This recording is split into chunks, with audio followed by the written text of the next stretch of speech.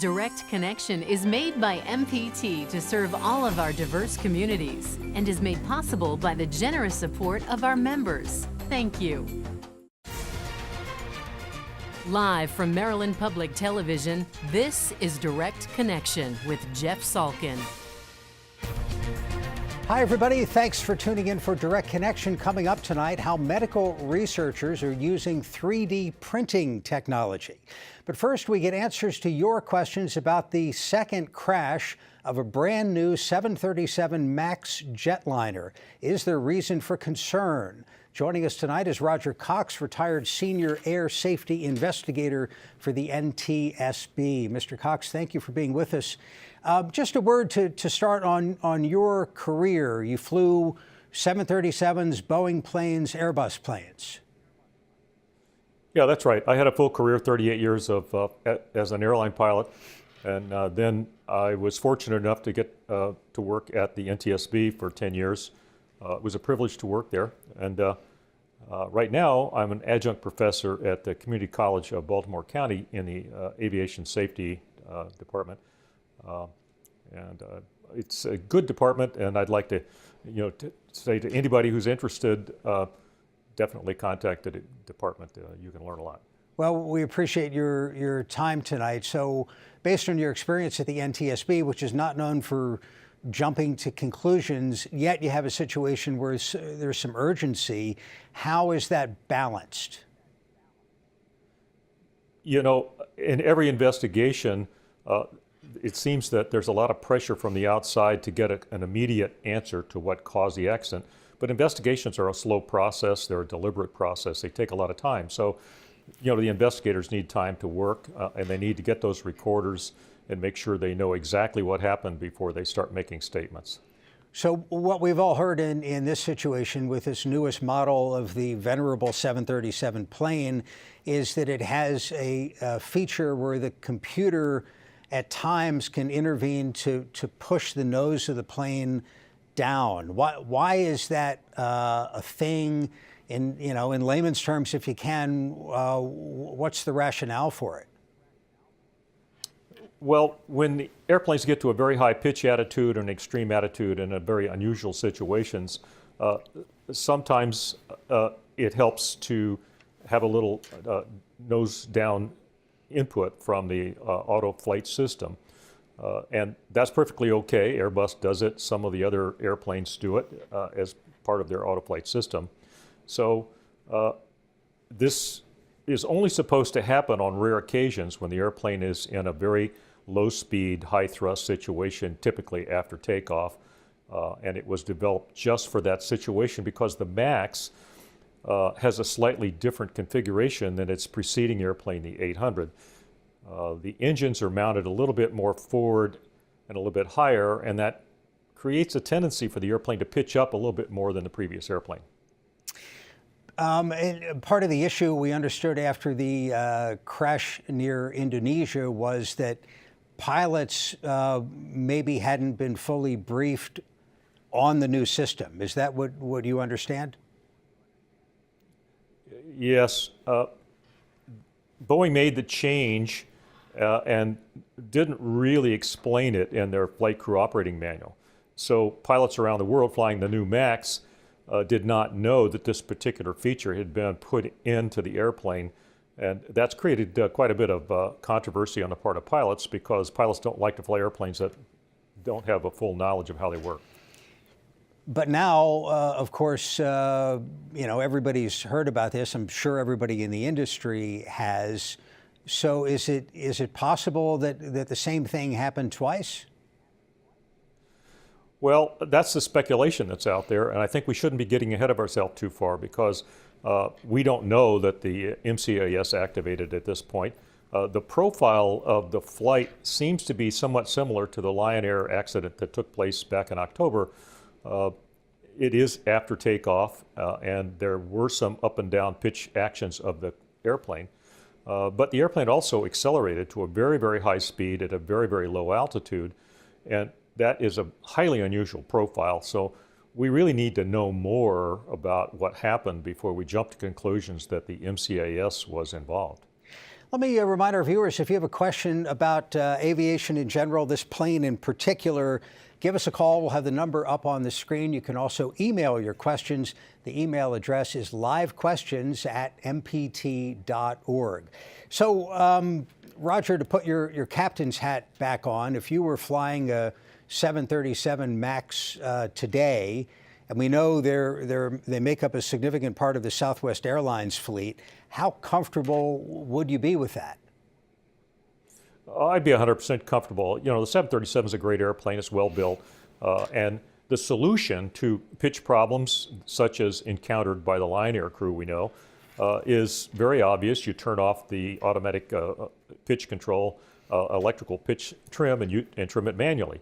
And that's what we're trained to do. And so I feel confident that really well-trained pilots would react properly, take over manually, and the problem would go away. And in this case, from what I've read, you had a very highly experienced captain, second officer, much less so. Yes, like many of the foreign countries out there, they're recruiting new pilots rapidly. Sometimes indigenous pilots, they have to go through a training process and a program, but it's a big step for somebody new to get into the right seat of an airliner and then try to learn everything you need to know to fly it safely. Also understand the black boxes have been recovered, which is good news. Based on your time at the NTSB, how fast, how long does it take until the relevant data can be in the hands of investigators?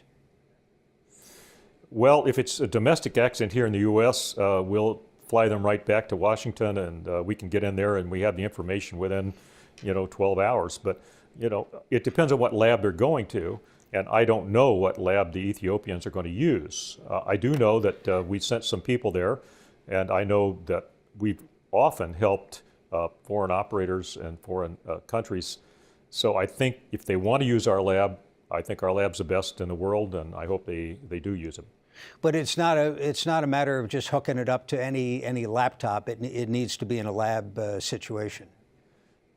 No, you have to be very, very careful in handling the boxes so that the data isn't corrupted or lost or damaged, depending on the condition of it. It has to go to the lab. It has to be handled by experts who know how to extract the data, and then they know how to put the data together on graphs that are pictorial, that allow the rest of us then to look at them and understand the flight path of the airplane. Let's take a phone call from Allegheny County. This is Lisa. Lisa, thank you for calling. Go ahead. Hi, thanks for taking my call. I'm curious to know this design of this MAX 737 versus the other version of 737. What is the thrust that would actually point the nose up more than the old version? Thank you very much. Roger, you mentioned earlier that the engine's in a different spot, but is it more powerful as well? Yes, it is. In fact, I think one of the reasons they built the MAX was to put more powerful engines in there to be able to carry more passengers and fly further. And unfortunately, those engines are so large that they would scrape the ground if they were left in the original pylon position. So they had to be mounted up a little bit higher in order to clear the ground. So that's why we have a different weight and balance on this airplane than we had on the previous airplane. Here's an email question from Phyllis. We have a flight coming up in a few months. One of the segments is to be on this plane, feeling quite nervous. Want to know what the U.S. airlines are doing to assure our safety, or should we change flights? If you were a passenger, how would you feel about it? I wouldn't be concerned at all in terms of safety, especially here in the United States, which is undoubtedly the safest aviation system in the world. And I'm quite confident that the pilots and the airlines in this country are fully cognizant of this issue and are well trained to handle it. Back to the phones, Baltimore County. This is Audrey. Audrey, go ahead with your question. Hi, thanks for taking my call. Sure. My question was pretty much like your previous email from Phyllis. I'll be flying soon, a couple months actually. And I was wondering if I don't feel comfortable or safe being on that 737 MAX, are they allowing people to change their flight, their trips destination or happen to go on a different plane? That's a great question. And from what I've read, Roger, you can correct me, the airlines may not know. I mean, if it's Southwest where they've got dozens of them, they may think the flight is going to be on an older plane, but there can be last-minute changes as well. Oh, yeah. They swap airplanes every day, all the time. They may plan to have one particular model, and then you get out there and they've swapped another airplane. So I wouldn't spend a lot of energy trying to anticipate exactly what kind of airplane you're going to be on. Roger, last question for you. Next 48 hours, where do you think this investigation is going to go? Well, the number one thing we have to hear is what's on the recorders. And I think depending on how well they're able to pull the data out, we'll get a much better picture of the actual flight path of the airplane and what the crew was saying. And that'll help us immensely in terms of actually figuring out what happened. And then from there, we can go on to understanding the safety issues and the cause of the accident. Very good. Roger Cox from the aviation faculty at CCBC. Sir, thank you very much. When we come back, we'll focus on health care. Direct Connection continues after this. Got an unused vehicle going nowhere? Donate it to the one place that can take you any place. Visit mpt.org/vehicles and support the programs you love on MPT. The MPT app puts our programs right at your fingertips, so you can choose when to watch, what to watch, wherever you want to watch it. Download it now. I grew up in a small American farming town, didn't have a lot. I lived with 7 siblings in a single wide trailer. I just felt like, why couldn't life be better for me? I remember to this day, I turned on the TV and saw Les Mis on great performances. The music was so powerful. I believed that I can do that. It truly inspired me. Today I have a full-time career, but I also have a dream, to sing in a prestigious opera company. It takes work, time, dedication. Sharing my love for music with people gives me joy. PBS helped me think anything's possible. Now I really know what I want in life, and that's singing. PBS gave me the confidence to take a chance on myself.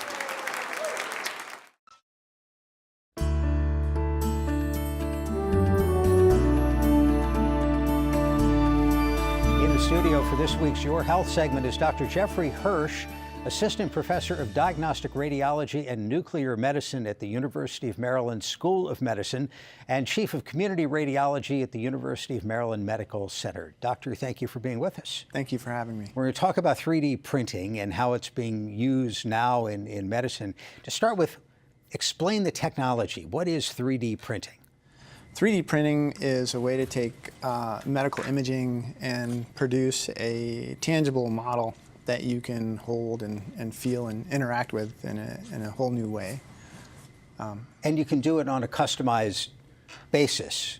So the spine, for example, or certainly the heart that you brought with us are customized for individual cases. That's correct. Each of these models here represent patient-specific anatomy, and the accuracy is really down to almost the sub-millimeter level as far as representing the anatomy accurately. How is that more useful than a physician or surgeon looking at an X-ray or a CT or an MRI?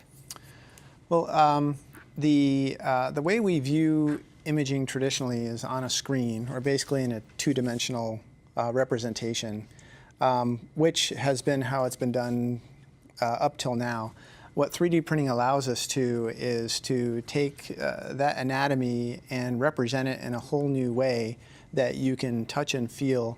And I feel like that interaction kind of opens a whole new way of thinking for the providers when they're thinking about clinical problems. The heart's a great example, and you can pick it up if you want. And this, you explained to me earlier, was actually the patient in question was a child. Right. So this is 3 times the actual size. Correct. Enlarged to give the surgeon a better idea of what's in there. Yeah, this was actually best if you leave it where it is, but you can take it apart. Okay. So this is a model of a 4-month-old girl who had a congenital heart defect, and we magnified it times 3 times, which is something that 3D printing allows us to do. Is we can scale it as much as we'd like. The clinical question they had were there were some holes in the heart between the ventricles that the surgeons wanted to know exactly what they looked like. And being able to print this model allowed them to see what the anatomy was and help them make decisions that they would normally have to wait until they got into the OR. So this is used in a case-by-case basis. This is not something in routine use at the hospital at this point. No, not yet. That's kind of what we're hoping for. Each service kind of develops their own particular use cases and kind of their own ideas on how they want to utilize 3D printing. The ear model is particularly interesting. I don't know how well it's going to translate on TV, but I can hold that one up, or actually I can tilt it a little bit. There's a blue part in the middle there. What is that? This is another model which we magnified. This is actually 6 times normal anatomy. This is an idea that one of our ENT surgeons came up with. The bones of the middle ear conduct sound, and so this is inside. This is what's in your head. Right. This that is part in of the between ear. your eardrum and then the sound conduction apparatus. So that the middle bone is the one that commonly gets diseased and eroded away, leaving a gap. And so we fabricated a strut that is designed based on the patient's CT. So it's a custom designed strut that should perfectly fit the gap that's created when the bone is eroded away. So we're at the point where you can't quite 3D print that strut, but we're almost there in terms of in your lab being able to fabricate something that actually goes into somebody's body. Well, actually, we did do that. We didn't do it on humans, but we used a cadaver model, which we used kind of as a proof of concept, and we were able to print that strut to actual size and prove that it actually fits. The idea, I guess this is still science fiction at this point. Somebody needs a new kidney, we print one up in the lab and then transplant it in. It's coming. Is it really? Well, as far as organs, that's a whole new level of complexity. But in the arena of orthopedics, for patients that need a new hip or a new knee, we're kind of, I see in the not too distant future where we're going to move away from off-the-shelf hip prosthetics to custom designed prosthetics that fit the patient. Let's take a phone call. York, Pennsylvania. This is Hank. Hank, thanks for calling. Go ahead.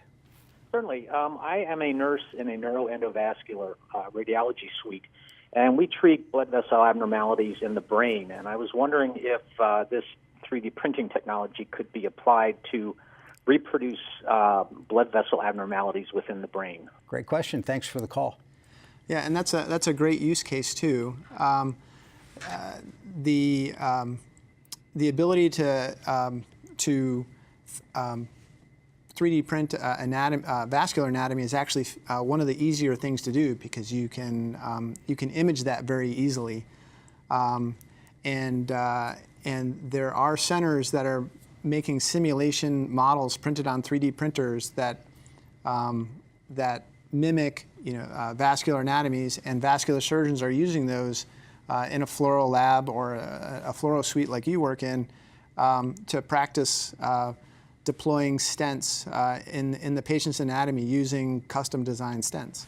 Very cool. And I just have 10 seconds, but the thing, the sinuses, it's somebody's skull, and to quickly explain it, the point of that model was to help surgeons reconstruct somebody's face. Correct.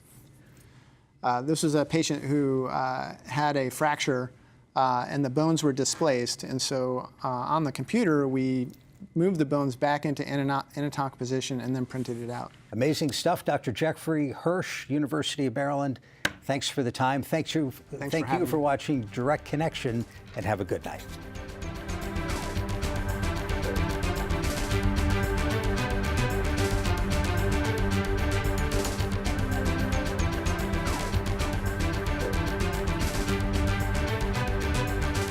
Your health segments are a co-production of Maryland Public Television and the University of Maryland Medical System. This program was made by MPT to serve all of our diverse communities.